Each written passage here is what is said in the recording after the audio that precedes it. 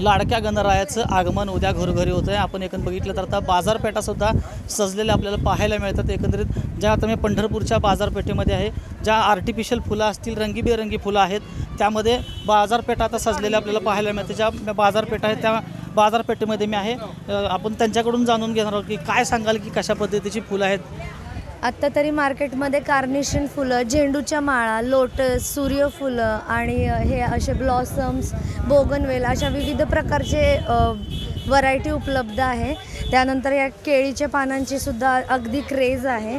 Lotus आहेत, वेगवेगळ्या प्रकारचे फुलं, माळा आहेत। त्यानंतर बांबू आहेत आपल्याकडे, असे वेल आहेत, कार्नेशन फुलं, अशा विविध प्रकारची बरीचशी व्हरायटी आपल्याकडे उपलब्ध आहे।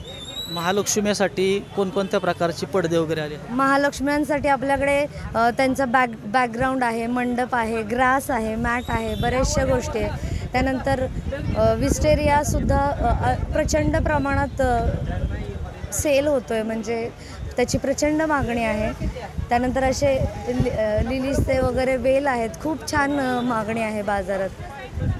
नक्कीच आपण पाहिलं तर उद्या होणाऱ्या लाडक्या गणरायाच्या स्वागतासाठी आणि महालक्ष्मीच्या सजावटीसाठी आता पंढरपूरमधील बाजारपेठ सजलेली आपल्याला पाहायला मिळते आहे। माऊली डांगे, पुढारी न्यूज, पंढरपूर।